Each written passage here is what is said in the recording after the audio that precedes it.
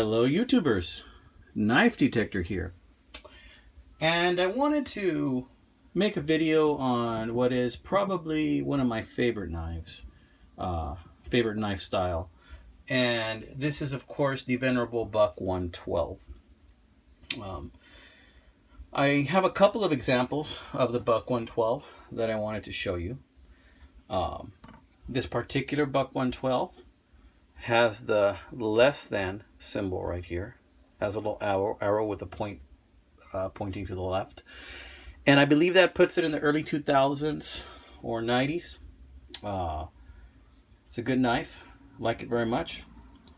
I have a corresponding sheath that goes with it, although the sheath I have is for a much older Buck 112. I think 80s Buck 112. I like the older sheaths better. I find that the older sheaths last longer than the newer sheaths, and I definitely like them. I like the leather sheaths a lot better than the current nylon sheaths. They're just not as tough looking, and they're not as long lasting.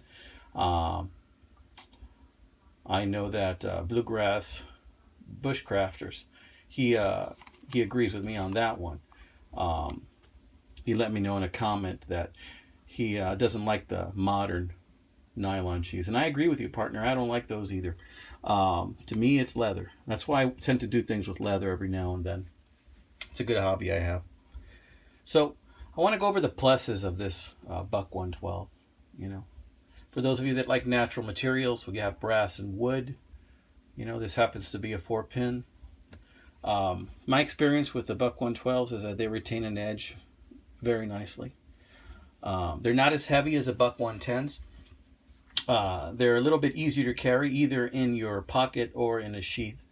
And they are a little bit more utilitarian in my book because they're a little bit more compact and portable. With the Buck 110, it's a little bigger.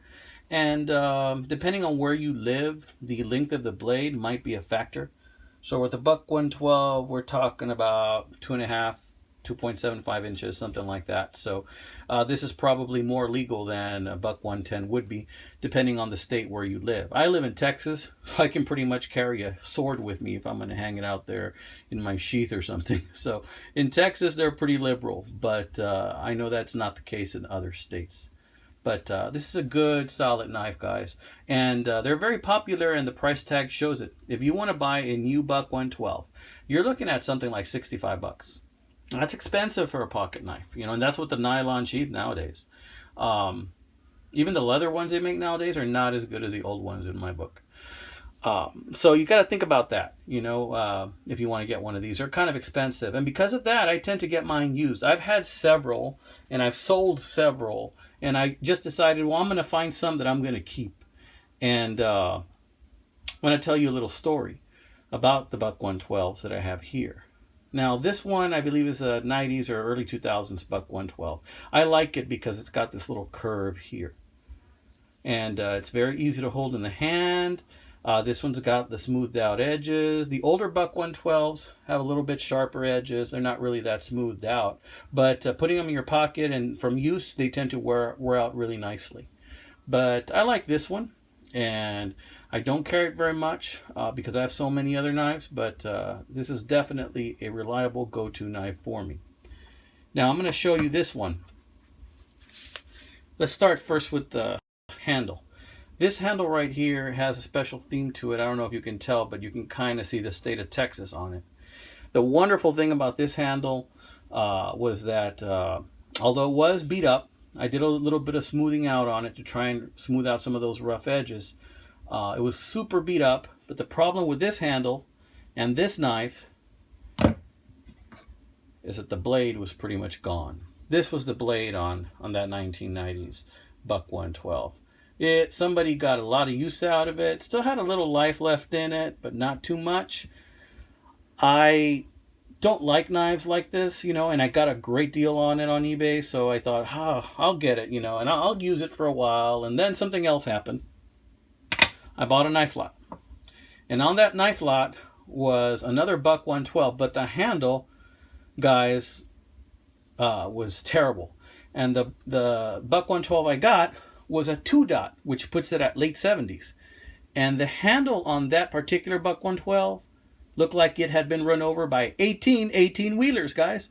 It was nasty. It was nasty. It looked like somebody had beat it with a hammer for 18 hours straight. Okay.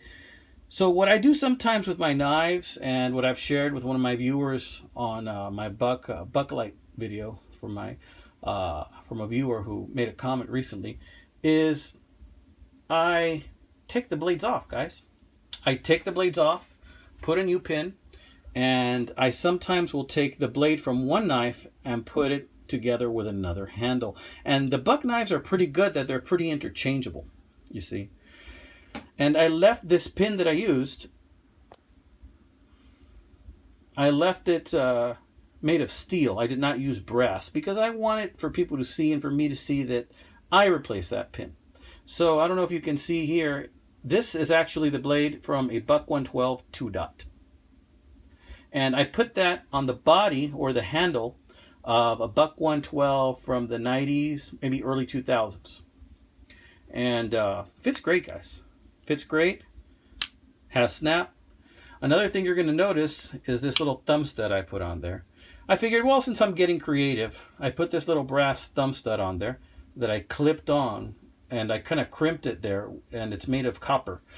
I did use some heavy-duty epoxy to hold that in place. It's not drilled out or anything. If I really wanted to, I could probably take it off, but this is a work knife, guys. This is a knife that you can use in the yard, that will keep a good edge, that you're not afraid to bang up. So I put this knife together out of 2 damaged Buck 112s.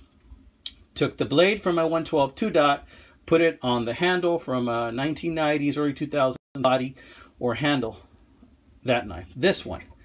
And I was worried because this one has a washer in there that it wouldn't fit properly, and the Buck 112 2-dot did not have a washer in it. But you know what? It was not even an issue. It still fit perfectly. This is a good usable knife. You can flick it open like that if you want to. Very sturdy. It's a good knife, guys. It's something that you might want to do. If you ever feel like doing something like that, don't be afraid to try it. You know, I hadn't done it before until I actually did it. What you do is you get a piece of metal and that it has a hole in it so that when you hit the pin, and what this is this is a punch. You put the punch right where the pin goes, and then with a good hammer you give it a couple of whacks, and there has to be a hole or something here on the bottom, and something to protect the metal, and then you can see it start coming out the other side. So then you get another pin and you replace it. You can use steel, you can use brass. I happen to use a regular wood nail for that. And then you go ahead and you grind it down. You grind it down, you polish it to a smooth edge, something you're happy with, and then you're good to go, bud. You're good to go. So it's something that I've done many times, not only at Buck 12s, but Buck 110s and also Schrade LB7s. Sometimes you will run into a knife lot and you got some damaged knives. And the way I look at it is, I look at a damaged knife lot and I go, how many good knives can I put together from that knife lot? And it's like a little project for me, something to pass the time. So I wanted to share this short video with you. I wanted you guys to see some of my, or this Franken creation that I did. This Frankenstein knife that I did. And I wanted to share that with you. I hope you guys have a blessed weekend. Hope you guys like this video. If you like my videos, please like and subscribe. I want you guys to have a blessed evening and take care. And remember, guys, always stay sharp.